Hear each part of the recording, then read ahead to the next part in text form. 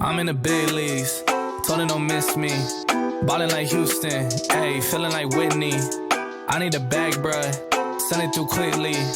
I'm making his dog, like I'm in the big leagues. Told him that I gotta go, dog. I'm riding the road, y'all. I think that I'm back in my bag now. So I need that go, y'all. Got hits when he throwing the fastball.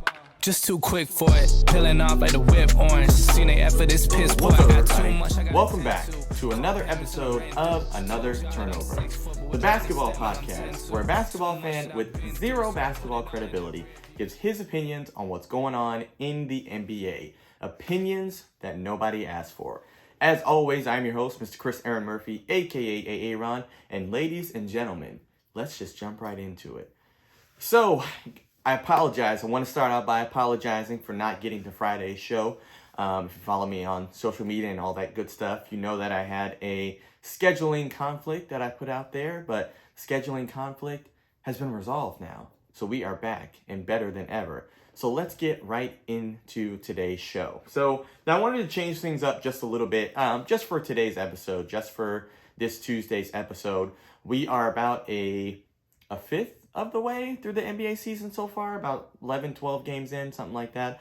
So I kind of want to just do a quick, recap. Just look at what's happened so far in the season and kind of look at the standings, kind of look at where teams are, and just kind of talk about that just a little bit for today's show. So today's show will be just a little bit shorter than normal, but let's look at the season so far. Let's look at what has gone down. So let's start in the Eastern Conference. So if we take a look at the East, I just want to go through kind of the standings for both conferences, but I'm going to take a look at the East first. So number one seed so far in the Eastern Conference is the Washington Wizards. Let me repeat that. The Washington Wizards so far have the number one seed in the Eastern Conference. Yeah, I thought the same thing. But let's take a look. So, second seed in the Eastern Conference is the Brooklyn Nets. Brooklyn Nets with a 9-4 record, a 10-4 record. And the Washington Wizards, I believe the Wizards actually won tonight. I'm recording this Monday night, so they're actually 10-3 now. So, they're still winning. But no surprise there. Brooklyn Nets at the second seed. You have the Chicago Bulls, which is somewhat of a surprise, I would say. They're at 9-4. Then you've got the Miami Heat in the fourth spot at 8-5, which I'd say they're to be expected, right at, where people probably put their expectations.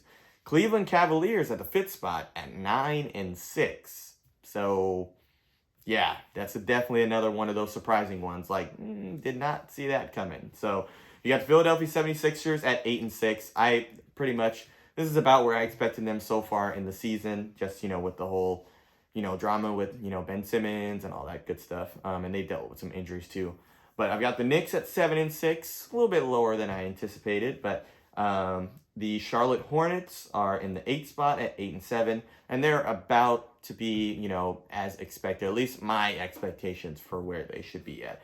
But you got some notable lower seeded teams that were, playoff teams last year. So you have the Boston Celtics at the 10th spot. At 7-7, they are definitely having a very underwhelming season, and they are, down. If I'm, say it, the Boston Celtics are one of my favorite teams to watch, one of my favorite teams to root for. Big fan of Jason Tatum. Obviously, he went to Duke, and people who know me in real life know I'm a Duke fan. But they have definitely underachieved. They have not met the expectations that a lot of people have set for them. Especially with their new coach, Ime Udoka. So they are 7-7 at the 10th spot so far in the Eastern Conference. But you have the Milwaukee Bucks at the 11th spot, the defending champions at 6-8. Now, that's got to have a little bit of an asterisk. They've dealt with quite a bit of injuries. Drew Holiday was out for an extended period. I think Chris Middleton is actually still out as well. But they have definitely underperformed so far as well. And then at the 13th spot, the Atlanta Hawks at 5-9. So with them, they made it. They were the runner-up in the Eastern Conference. They made it all the way to the Eastern Conference Finals. Beating the Knicks, beating the Philadelphia 76ers, and getting to play against the eventual champion Milwaukee Bucks. They have definitely had an underperforming season as well. I didn't actually know until I was reading the standings for today I didn't know that their record was that bad. Like, I'm like, worse than the Cleveland Cavaliers, worse than the Hornets, like, some of your lower, seeded teams that we expected to be lower seeded, like they are not playing that well. I just saw a report that Herder, I believe, is dealing with a wrist injury, so he's going to be out for an extended period of time. But the Atlanta Hawks, yeah, at 5-9, definitely not playing nearly as well as I anticipated they would be at this point in the season. So that's the Eastern Conference. That is how the standings shape out in the Eastern Conference so far. But let's take a look at the Western Conference. So Western Conference, we've got number one seed so far in the Golden State Warriors. They are 11-2. Definitely, I would say, no one expected them to be number one, at least as of this early, without Klay Thompson and James Wiseman. So Warriors playing pretty well so far. Phoenix Suns are pretty much about where I expected them to be at 9-3. Denver Nuggets, pretty much where I expected them to be. They got the third spot. They are 9-4. Dallas Mavericks, I would say as well, pretty much to be expected. 8-4 so far in the Western Conference. We got the Utah Jazz taking up the fifth spot at 8-5. Clippers also taking up the sixth spot at 8-5 as well. So you got the Utah Jazz owns the tiebreaker as of right now with the Los Angeles Clippers. So pretty much 1 through 5 or 1 through 6, I would say, arguably in the Western Conference is pretty much how I expected things to shape out so far. You've got the Los Angeles Lakers at 8-6. They've been dealing with some injuries in the lineup and obviously dealing with some chemistry things with Russell Westbrook, getting him acclimated to the system and all that good stuff. So they've kind of, faltered a bit early, but I definitely thought that, this is kind of where I expected them to be. I think these first 20 games for the Los Angeles Lakers is definitely going to be an adjustment period. And, with LeBron in and out of the lineup, can't be good so far early on the season. So they're about to be expected where they're, I should say, supposed to be. But Memphis Grizzlies at 6-7, kind of had a really hot start, but have kind of cooled off here recently over the past week and a half. They are at 6-7 in the 8th spot. But some other teams, perennial playoff teams, or I should say former perennial playoff teams. You got the Portland Trailblazers at 6-8. They have the 10th spot so far in the Western Conference, so they would be a play-in team right now. But definitely with their new coach, just similar to Boston, have not, played up to their expectations. Well, honestly, let me rephrase that. I'm actually not that surprised that Portland is in the 10th spot, just because I didn't really expect a whole lot from them because their roster got arguably worse. They're kind of where I expected them to be. I would say 8-9 is probably where I anticipated them being, even with Chauncey Billups as their new head coach. But you have in the 13th spot in the Western Conference, you have my San Antonio Spurs at 4-9. Now, one of my coworkers said that they were going to be the worst team in the NBA, as well as the worst team in the Western Conference, obviously. So far, that belongs to the Houston Rockets, who are 1-12 right now. So I saw a statistic that said if the Rockets keep this pace at where they are right now, they're 1-12, and they could finish 6-76, I think, which would make them the worst team ever in the NBA. Now, do I think they're going to finish that poorly? I don't. But I just wanted to throw that in there because I had to talk about the Spurs only being 4-9 in the Western Conference. But so that's how the standings shape out. We've got, some things that we expected, some things that we didn't expect. So that's kind of how we are looking so far in the very, very early part of this season. So I want to kind of talk about, what are the biggest surprises so far? What are the things that have stood out to me as I was going through, writing this episode and kind of seeing what has come of the early part of the season. So let's start again in the Eastern Conference. Some of the biggest surprises. Obviously, a big one, the Washington Wizards are atop the Eastern Conference. They've had some pretty notable wins so far this season. So they've beaten Boston, they've beaten Atlanta, they've beaten Memphis, and they've beaten Milwaukee so far in the season. So they haven't had the easiest, cakewalk schedule. They have had some pretty significant notable wins. Absolutely no one predicted, this from the Washington Wizards so far. And like, I think even Wizards fans were probably skeptical or probably didn't even predict this as well. Like, they are definitely overachieving as of right now. They've got a pretty solid roster. I don't remember if I had them as a play-in team or not. I think I might have. I'd have to double check that. But you got, Kyle Kuzma, who's actually playing pretty halfway decent. Bradley Beal is certified bucket getter. He's averaging, some pretty significant numbers so far. Montrezl Harrell has been playing well. Kentavious Caldwell-Pope, all the former Lakers who are now a part of the Washington Wizards have had really solid seasons so far. Washington Wizards are definitely overachieving. Now, the question is, do I see this continuing throughout this entire 82-game season? And the answer is absolutely not. I am definitely expecting a fall from grace from the Washington Wizards. I don't see them being a top 3 seed in the Eastern Conference when it's all said and done. We got a lot of basketball left. Like I said, we're only 11, 12 games in the season, barely a fifth of the way through this young NBA season, or not even a fifth through the NBA season.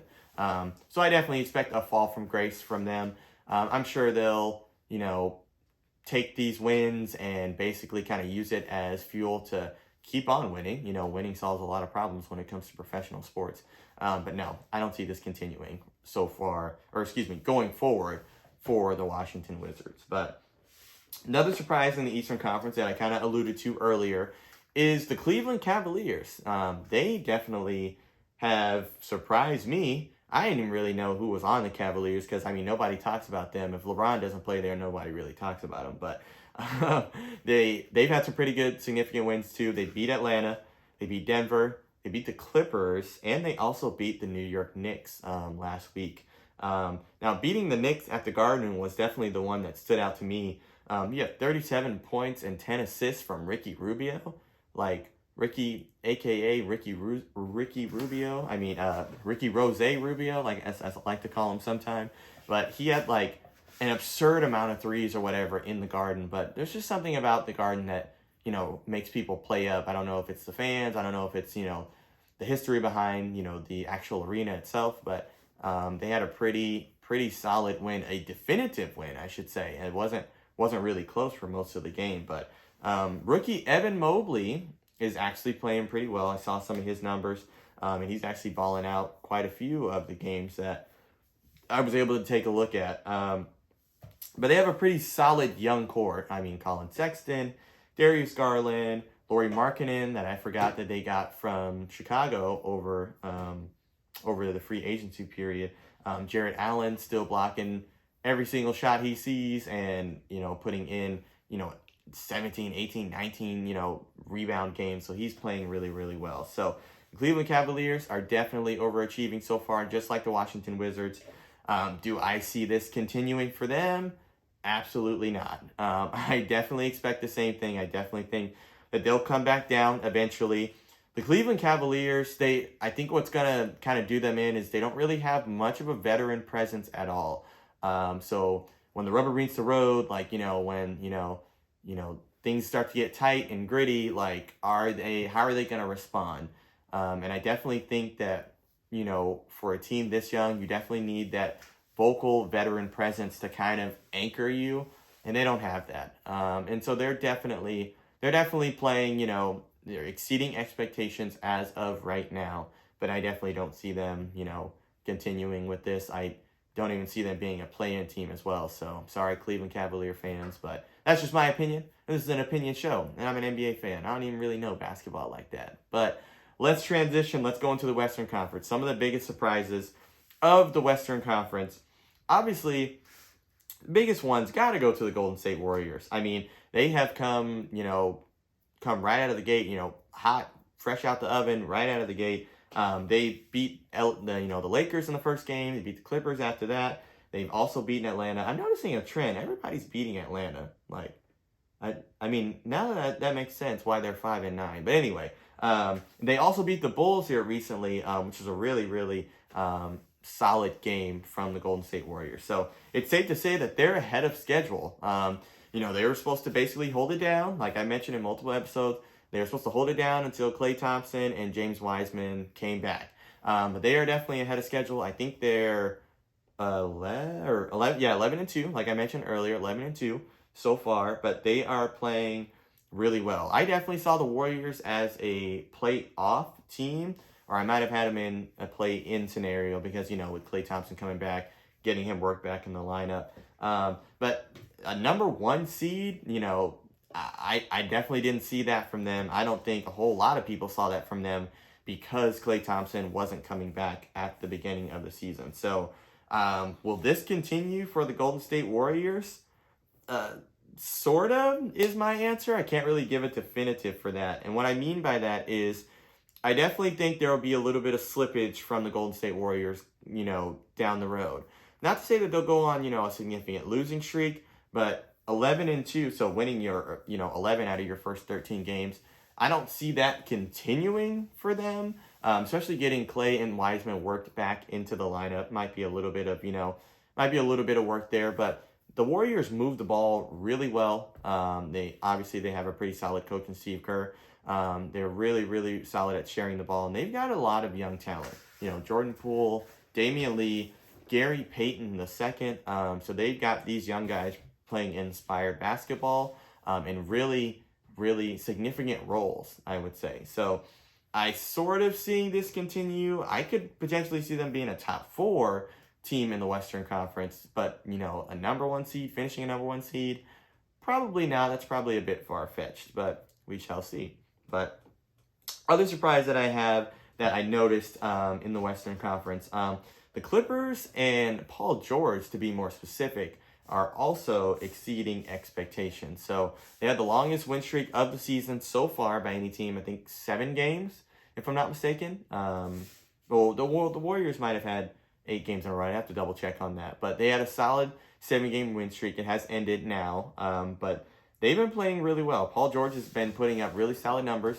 We got to give him his flowers. We can't just clown him on Twitter. We can't be saying way off P and all that stuff if he's actually playing well. So Paul George has had a really solid outing so far in the early part of the season. Tyronn Lue has them playing really great basketball. He arguably, a lot of people say he's the best coach right now in the NBA. And I think there's a strong argument, a strong case for that. He's having them playing really well. Reggie Jackson doing well. Terrence Mann is playing pretty well too. So the Clippers are definitely holding it down, until Kawhi Leonard gets back. Can they maintain this pace so far? Like I said, they are 6th in the West with an 8-5 record. I definitely think so. I think I had them finishing around there because of the absence of Kawhi Leonard. But when Kawhi gets back, I could definitely see them being a noise maker in the Western Conference again. They just have played really, really solid basketball so far after having a slow start to the season. So they definitely have responded well and bounced back. So shout out to the Clippers so far in the early part of this season. But some other surprises, I wanted to highlight 2 players, and like I said, basically give them their flowers and shout them out for some of the performances that they had so far in the season. So some surprises that I've noticed. In the Eastern Conference, DeMar DeRozan has had a phenomenal start to the season so far. Averaging 26 points for the Chicago Bulls, shooting about 50% from the field.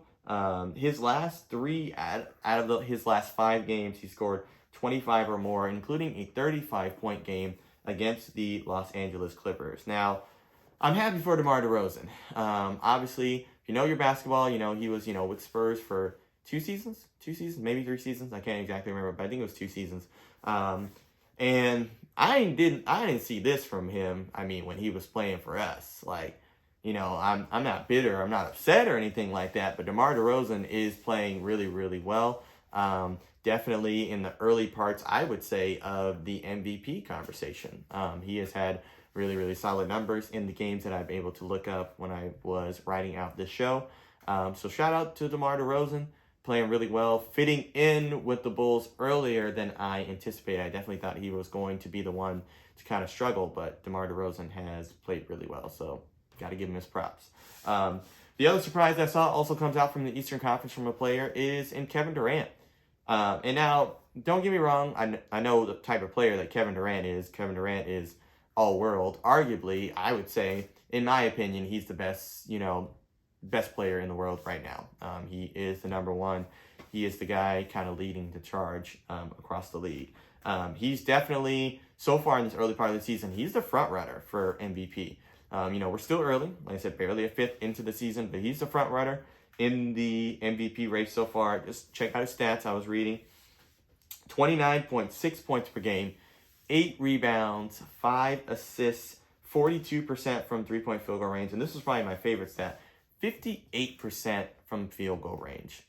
Like that, those are like my career numbers in terms of field goal percentage. I saw a thing like where he's got the highest field goal percentage and like the least amount, or like not even top 10 for attempts per game. So like he is definitely the efficient, assassin that one of the greatest players that we've seen, period, of any era all time is in Kevin Durant. Arguably the greatest scorer that the game has ever seen, arguably. But his last 4 out of 5 games, he has had 30 or more points. I think he put in one of the games I was reading. Let me take a look. I actually have it pulled up right here. He had 38 points against the Chicago Bulls, 38 and 11 last Monday.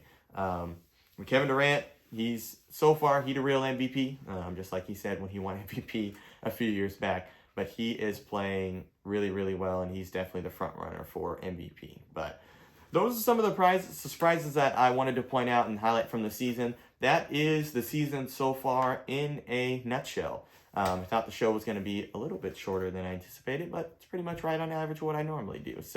But ladies and gentlemen, that is all the show that I have for you today. Thank you so much, as I always say, for listening. Thank you so much for watching. I appreciate everything that you do, all the kind words, everyone who reaches out to me, tell me they listen and watch the show. I greatly appreciate it. I shall see you this Friday for real this time. I will be back. Like I said, thank you again so much for listening to this episode of Another Turnover, and I hope you have a fantastic rest of your week. Take care. Yeah, I told him I'ma hit it out the stands. I deserve another 100 bands. I deserve another 100 fans. Told them this was always in the plans. I just did it cause they said I can. Blowing euros when I'm down in France. Labels asking how I build a brand. Told them put a check up in my hands. Still got time, no cap. Made a few checks, but they all in the raps. Had a few friends, but they